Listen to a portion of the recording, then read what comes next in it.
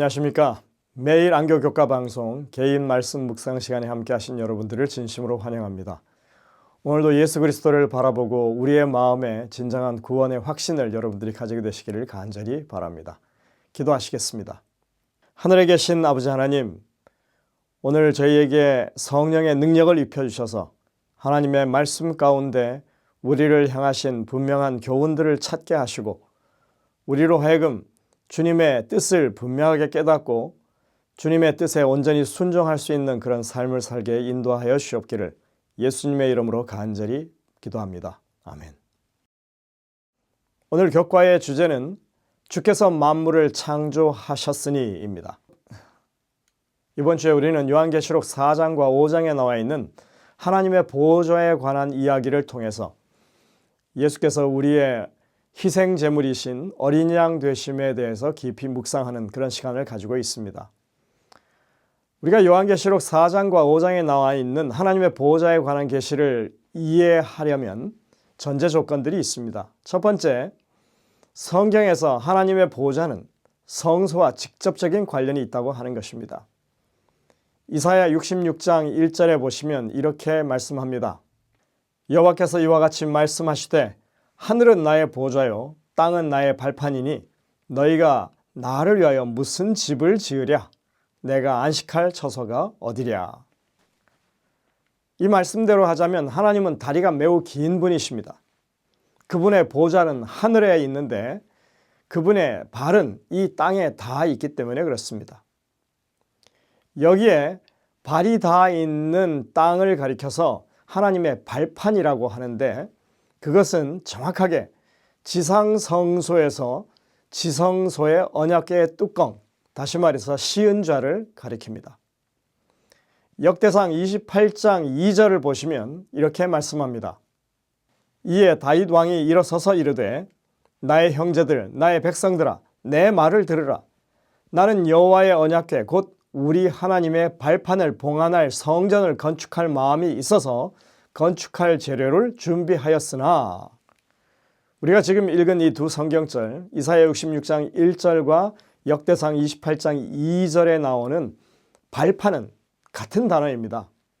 이 지상성소의 가장 중심부인 시은좌, 속죄소라고도 하죠.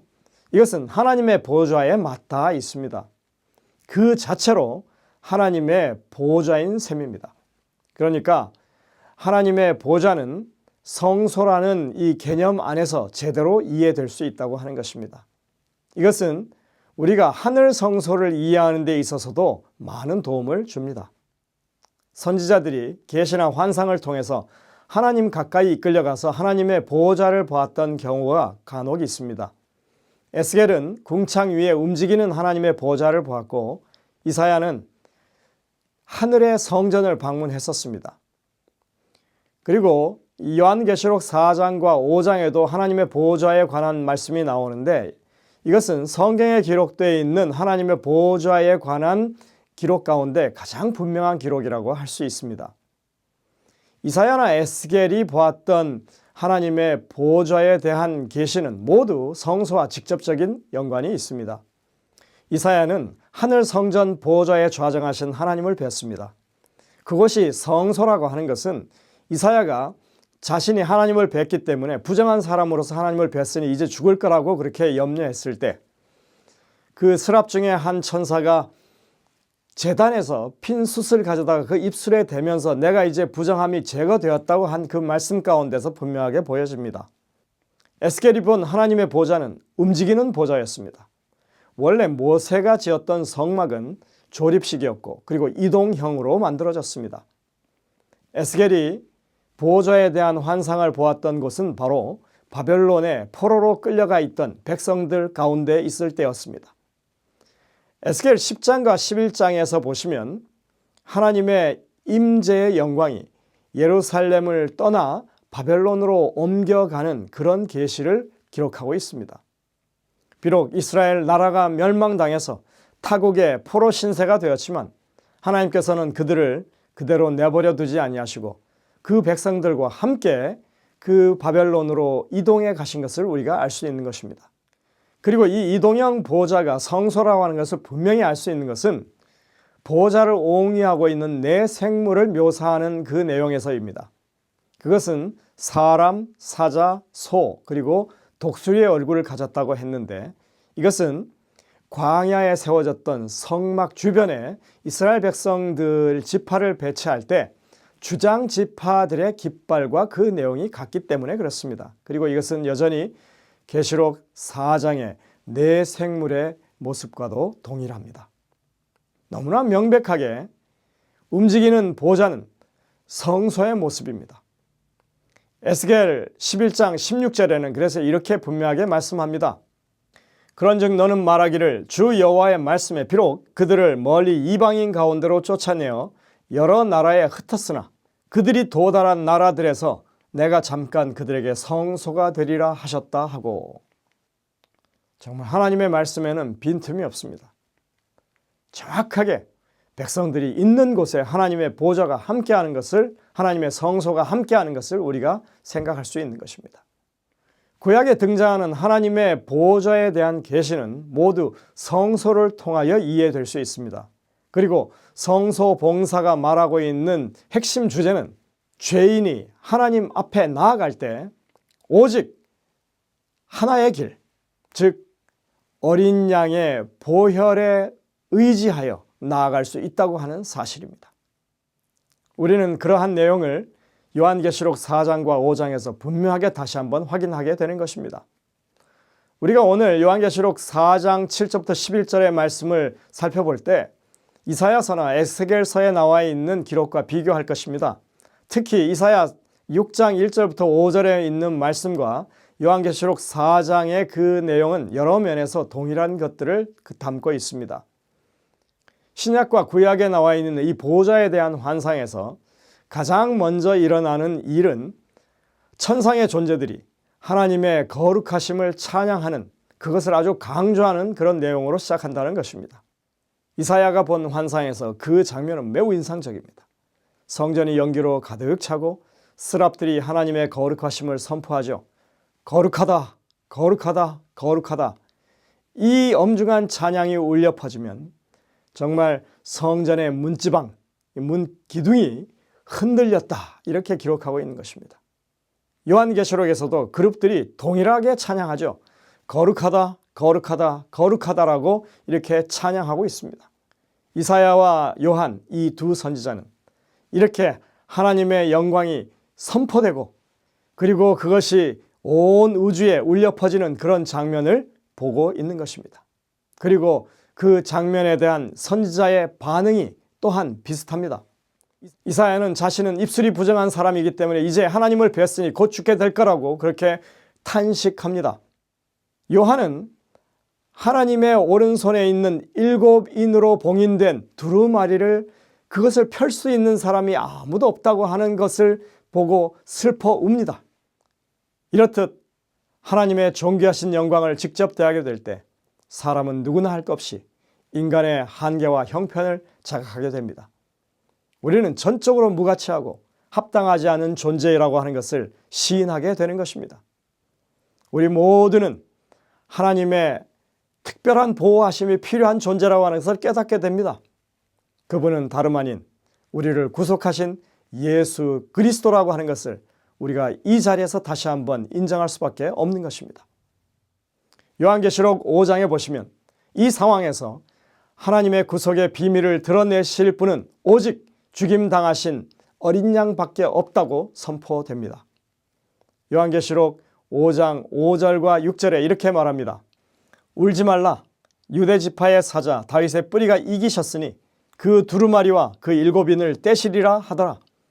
내가 또 보니 보좌와 네 생물과 장로들 사이에 한 어린 양이 서 있는데 일찍이 죽임을 당한 것 같더라. 구약 성경에서 하나님의 보좌에 관한 그런 계시가 있을 때에는 그것이 성소와 연결되어 있다고 하는 것만 밝혔지만 요한계시록에서는 하나님의 보좌가 중심이 되고 있는 이 하늘 성소에서 이제껏 전개되어 왔던 구속 사역의 주인공, 곧 하나님의 어린 양이 이 모든 구속 사역의 주역임을 이렇게 소개하고 있는 것입니다. 우리가 이번 주 내내 묵상해온 바대로 죄인을 하나님께로 이끌어서 그 보호자 앞으로 인도할 수 있는 유일한 방편은 어린 양의 보혈밖에 없다고 하는 사실이 이제 여기서 궁극적으로 보여지고 있는 것입니다. 우리는 요한계시록 4, 5장에서 지금 하나님의 보호자 앞에 서 있는 요한의 모습을 봅니다. 그 요한조차도 자신조차도 이제 하나님의 어린 양 예수 그리스도의 보혈을 힘입어서 그 자리에 서 있다고 하는 것을 우리가 확인할 수 있는 것입니다. 이 얼마나 영광된 일입니까? 우리도 언젠가는 그 자리에 동일한 방편을 통해서 서게 될 것입니다. 사단은 하나님이 독선적이고 이기적이며 가혹하다고 주장하면서 하나님을 향해서 많은 비난을 퍼부어왔지만 하나님의 보호자에 관한 이 장면을 잠시만 우리가 보더라도 우리는 그 사단의 말이 거짓임을 알 수 있습니다. 전능하신 하나님의 보호자 앞에서 우리는 어쩔 수 없는 죄인인 우리를 도우시는 어린 양 예수 그리스도의 진짜 모습을 보게 되기 때문이 그렇습니다. 그분은 있는 그대로 곧 죽임당하신 어린 양이십니다.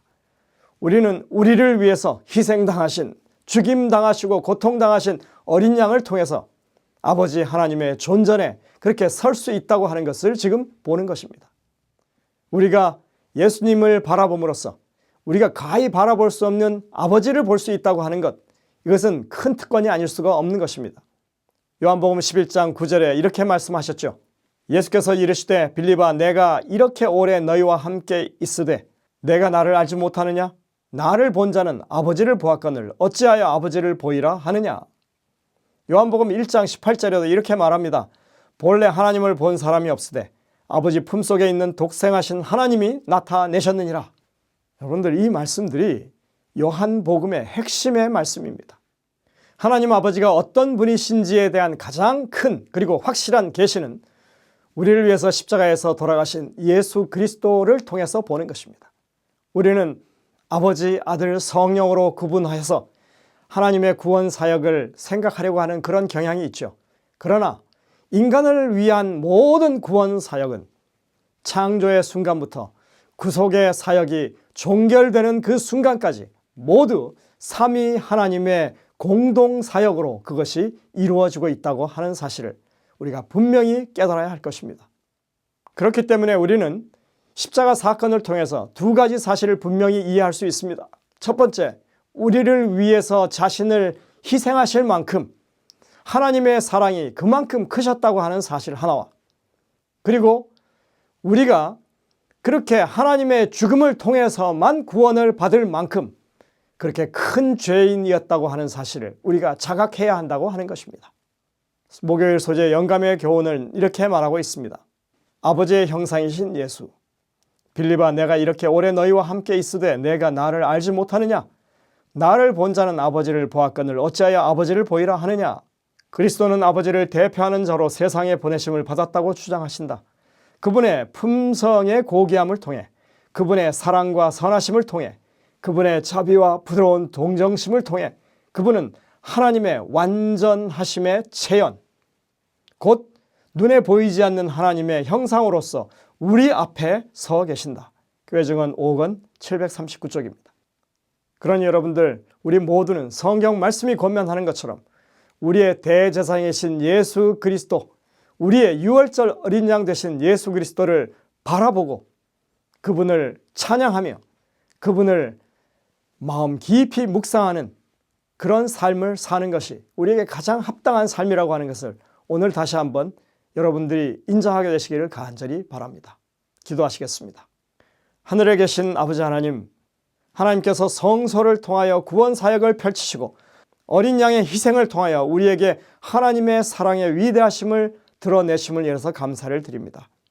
저희들이 주님의 이 구원의 사랑을 다시 한번 마음 가운데 깊이 새기게 하시고 하나님의 그 크신 사랑에 우리도 동조하고 감동하는 그런 삶을 살 수 있도록 이끌어 주시옵기를 예수님의 이름으로 간절히 기도드립니다. 아멘.